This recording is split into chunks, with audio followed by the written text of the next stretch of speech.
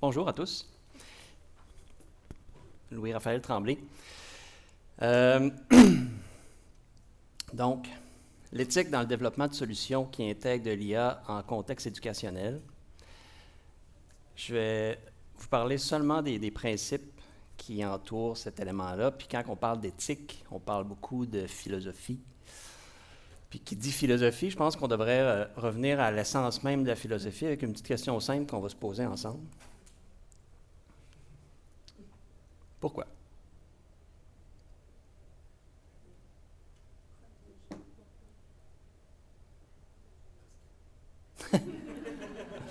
Ouais. Moi, je suis un... Oui, ben, vous vouliez parler tantôt, vous n'avez pas eu la chance, allez-y. Non, justement, pour faire la jonction avec les autres interventions, je pense qu'on est dans deux mondes, le monde ancien et le monde nouveau, au sens gramscien, l'Antonin Gramsci. Donc forcément, on a besoin d'éviter l'émergence de monstres dans le cadre de cette transition. Oui, La dimension éthique est fondamentale. fondamental.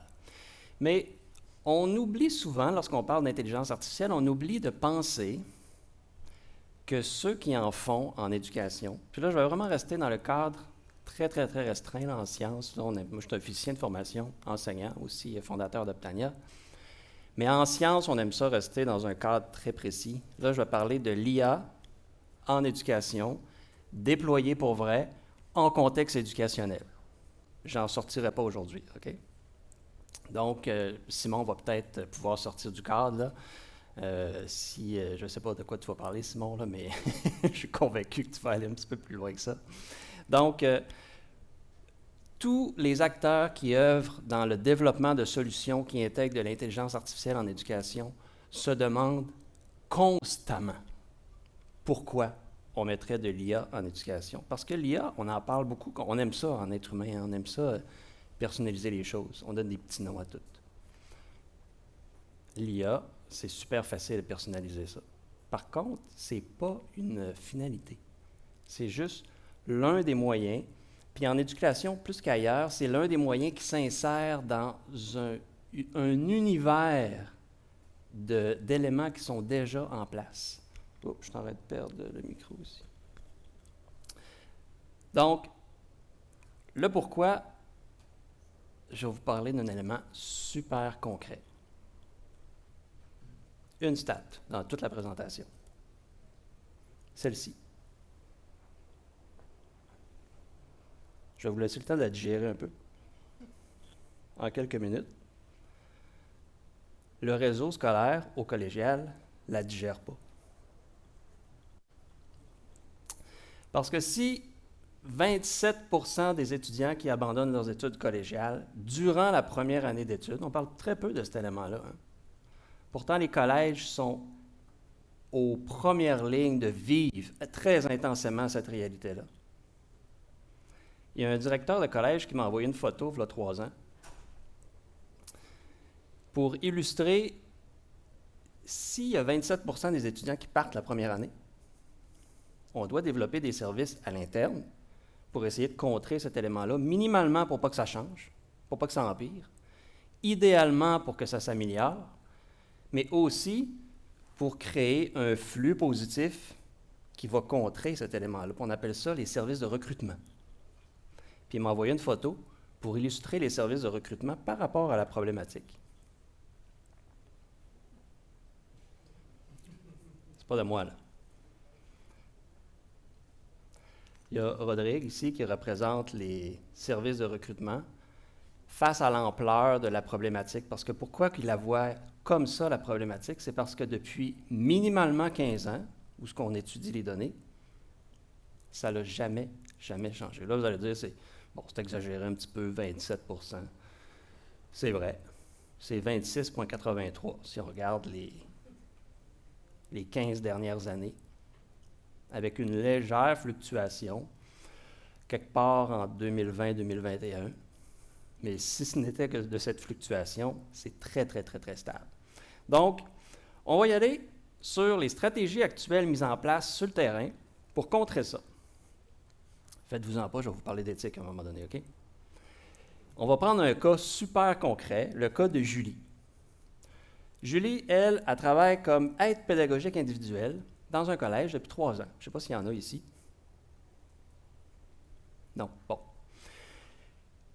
Sont en train de travailler, justement, parce qu'ils sont au front de cette problématique-là. Les aides pédagogiques, c'est comme les soldats de première ligne, de la première ligne par rapport à tous les services de soutien à la réussite dans les collèges pour empêcher l'abandon des étudiants. Elle a étudié en orthopédagogie. Elle a étudié les fonctions exécutives, les stratégies d'apprentissage, elle a même travaillé comment on prépare du matériel adapté. Bref, comme la plupart des aides pédagogiques individuelles qui travaillent dans les collèges, elle a beaucoup de compétences relationnelles, sociales.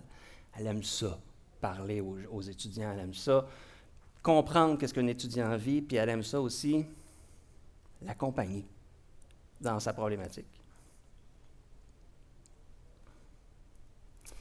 Julie, dès sa rentrée, a vécu ce qu'on appelle le choc de la réalité.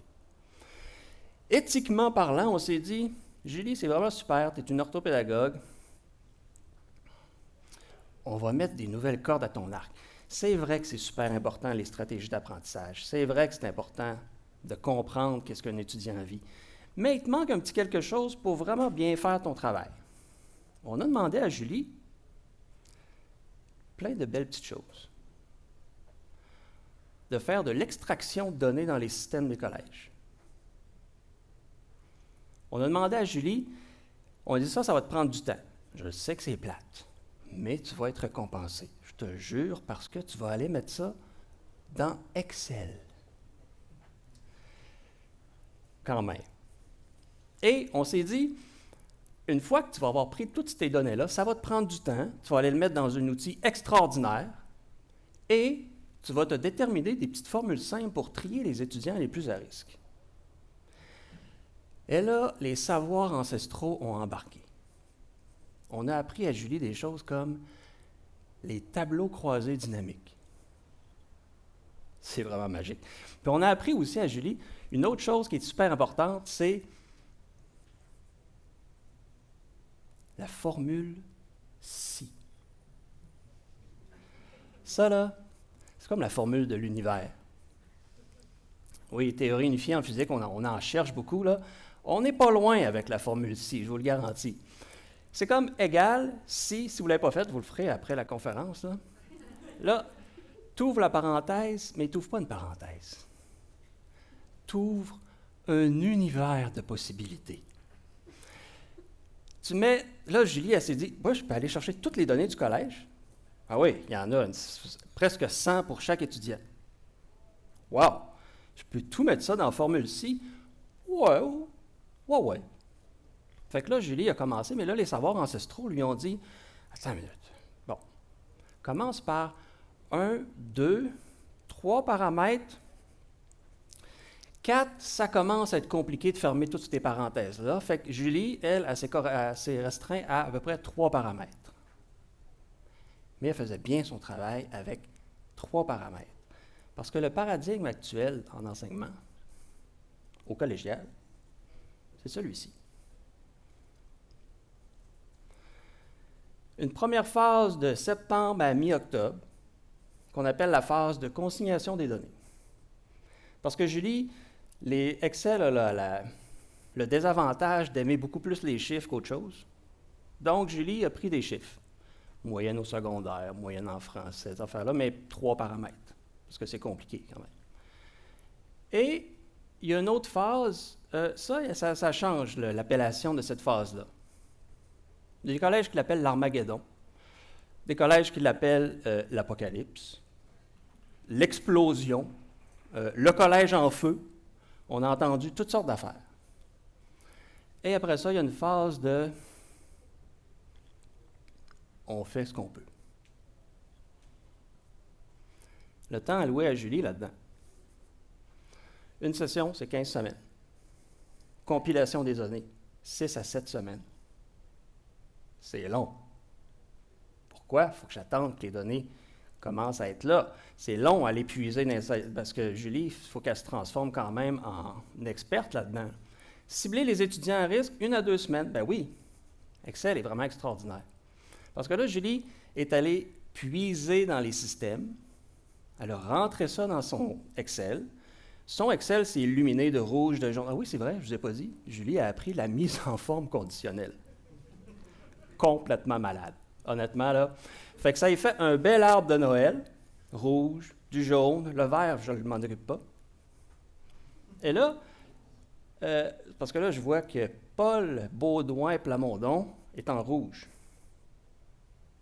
Malgré tout le côté incroyable d'Excel, il faut qu'après ça, que je retourne dans le dossier de Paul Baudouin Plamondon pour trouver qu'est-ce qu'il y a avec lui. 1 à 2 semaines. Après ça, intervention, 6 semaines. Fait qu'on pourrait se résumer ça comme les 60% du temps qui sont alloués à Julie. Julie est une calculatrice, je veux dire une analyste de données très forte. Et l'autre, le 40%, éthiquement, on pourrait se dire, bah, quand même, 40% pour faire de l'intervention, c'est vraiment super. Mais il ne faut pas oublier qu'on est dans un paradigme d'Armageddon. Et quand tout est en feu, Julie est une pompière. C'est ça qu'on demande à Julie.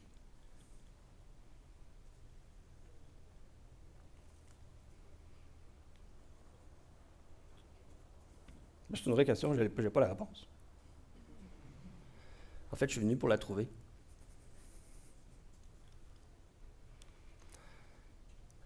Peut-être Simon va nous la donner. T'as 10 poids sur les épaules, hein? Par contre, il y a des postulats de base que je sais. En physique, on aime les postulats. Premier postulat, la situation n'a pas changé au cours des 15 dernières années. Deuxième, changer la situation nécessite une modification des méthodes actuelles. Bon, c'est évident. Si tu veux quelque chose de différent, essaye quelque chose de différent. Tous nos grands-parents nous disaient ça. C'est là que ça se complique. Changer les méthodes actuelles implique de modifier le travail de Julie. Oh! OK. Ça veut dire que si je veux intégrer de l'IA en éducation pour changer, améliorer l'abandon des étudiants, la première personne qui va avoir l'impact de ça, c'est qui? Julie. Donc, comme concepteur de solutions, la première personne qu'on va voir, c'est Julie. Au Québec, pour ceux qui font de l'IA en éducation, fait que je reste dans mon cadre, la première chose qu'on fait, c'est la phase du persona. On va voir Julie, on lui demande « Qu'est-ce que tu fais, Julie? Qu'est-ce que tu ne veux plus faire, Julie? Puis qu'est-ce qui pourrait améliorer tes compétences? » On se rappelle que Julie, ce n'était pas une analyste de données avant, là. C'était une orthopédagogue, une psychologue, un travailleur social, un ancien prof, un conseiller en orientation. C'est tous les métiers qui sont des aides pédagogiques individuelles actuellement. Ce persona-là, c'est l'éthique du milieu. Parce que Julie, là, puisqu'elle est au front d'une problématique, Julie est la représentation de toutes les interactions que cette problématique-là a dans son milieu. Donc, ce n'est pas super de vouloir parler à Julie. C'est primordial de parler à Julie parce que tout le réseau des interférences potentielles dans le déploiement de la solution, dans son efficacité, il est d'abord modélisé par Julie. Ensuite vient une super phase, la phase de maquettage. Là, on a travaillé avec Julie. On a travaillé avec tout ce qu'on connaissait, nos designers, tous les professionnels, les profs. Il y a beaucoup de profs qui travaillent chez nous, des psychologues. Puis là, on a créé nos maquettes, puis on a tous bien compris la situation. Et là, on présente ça à Julie. Là, Julie dit « Ah, vous avez donc bien tout compris ce que je disais, puis c'est donc bien merveilleux, puis c'est vrai que ça va vraiment bien aller. » Puis c'est là qu'on se rend compte qu'on flattait une licorne ici. Puis qu'il n'y avait pas de licorne. Puis quand on traduit bien ce que Julie est en train de nous dire, elle nous dit « pourquoi tu as mis un bouton là? C'est quoi ça? Où est-ce qu'il faut que je clique?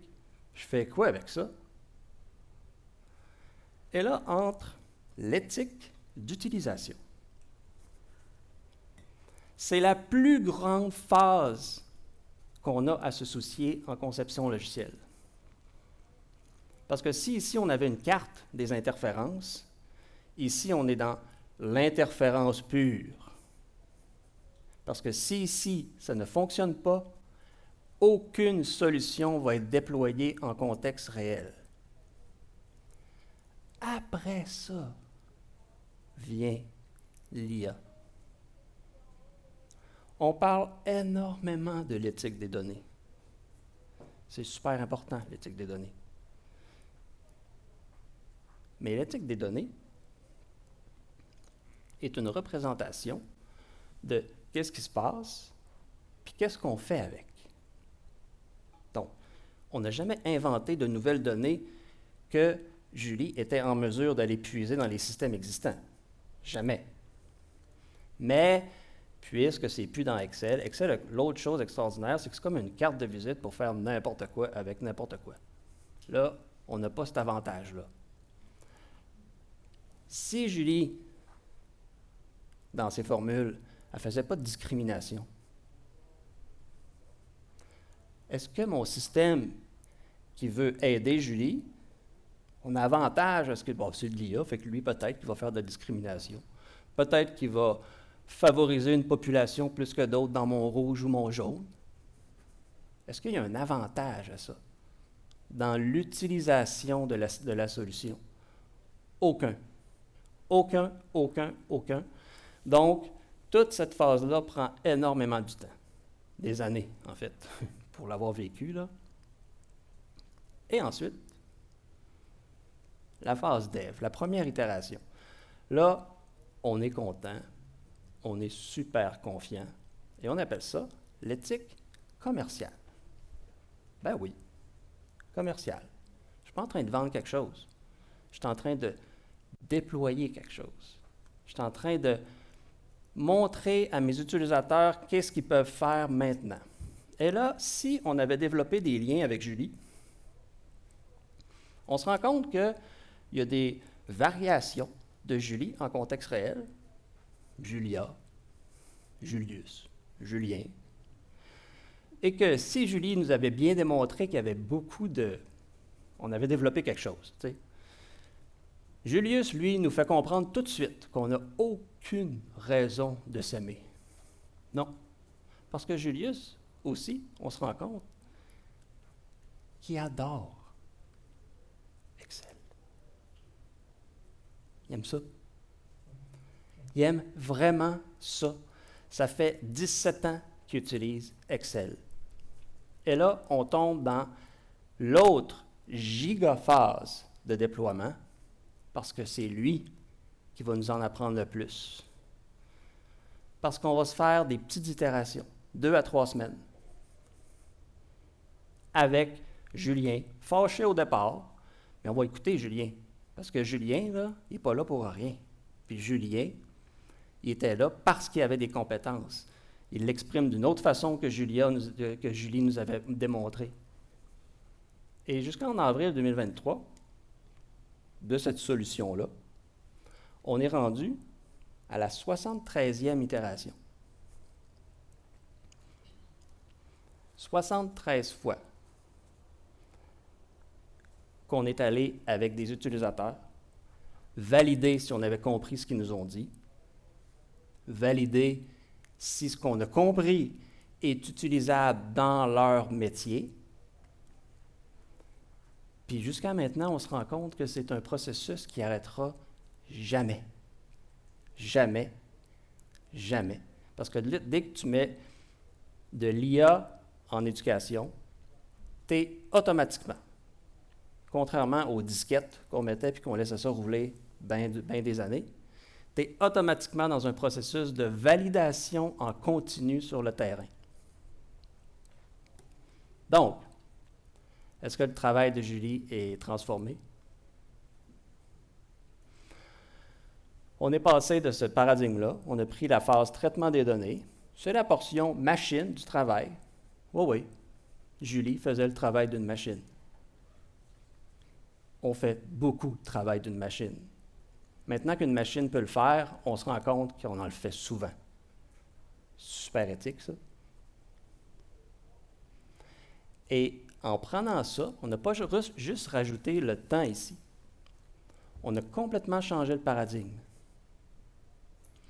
Non seulement la détection-réaction pour minimalement la même efficacité, on ne la fait plus en septembre, ni en octobre, on l'a fait en avril. Ça a totalement changé la dynamique. Parce que Julie se trouve à « Wow, je suis capable de préparer mes services. Je sais combien je vais en avoir, je sais quoi faire, je sais pas mal quel type. » Et après, on tombe dans une phase d'accompagnement. C'est-tu parfait? Non. Parce que l'appréhension de tout ça est différente d'une personne à l'autre.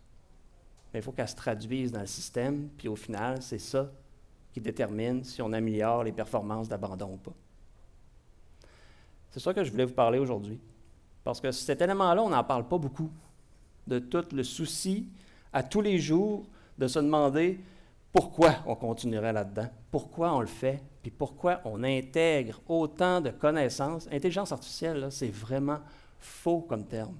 Il y a tellement de cerveau en arrière de tout ça qui travaille tout le temps que c'est juste une interface de modélisation au final. Là, qui traduit quoi? Notre expertise. L'expertise de toutes vous autres à l'intérieur de systèmes qui sont infiniment plus avancés que ce qu'on a vu avant. C'est pas mal tout pour moi.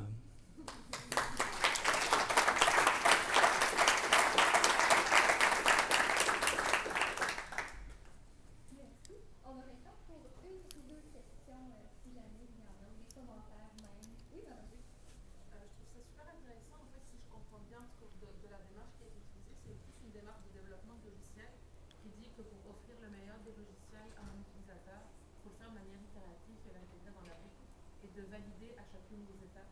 Ça, ma question étant, c'est quoi par rapport aux différentes phases d'éthique que vous présentez, les enjeux des points de contrôle à mettre en place, non? Parce que la présentation était sur l'intégration de l'éthique dans le déploiement de solutions.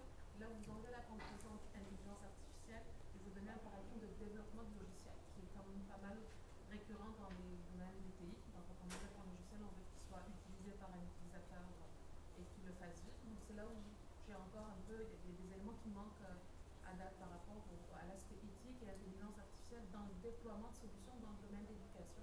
Il y a pas mal d'enjeux là-dessus. Je parle en connaissance de temps, mais je veux juste voir un peu votre positionnement là-dessus. Oui. Bien, c'est parce que si l'IA, il faut qu'elle arrive après certaines phases. Pour ça, je trouvais important quand même de démontrer les phases avant, parce que l'IA est là pour modéliser ces phases-là. Lorsqu'on prend juste l'IA, si on s'était dit, nous autres, on va faire des algorithmes de détection, sans mise en contexte de qui allait les utiliser, parce que c'est eux les experts, ceux qui sont au front de cette problématique-là. Donc, si cet élément-là arrivait avant, là, il pourrait avoir des dérives. Je comprends ce point-ci. Est-ce qu'il y a dans l'industrie des gens qui développent de l'IA sans un but et un contexte particulier? Il peut y avoir des dérives là-dessus? Je suis sûr que Simon va nous en montrer. En tout cas, moi, je vais vous parler du cadre au Québec, dans le système d'éducation, de solutions déjà déployées en contexte réel. Non. Avec certitude.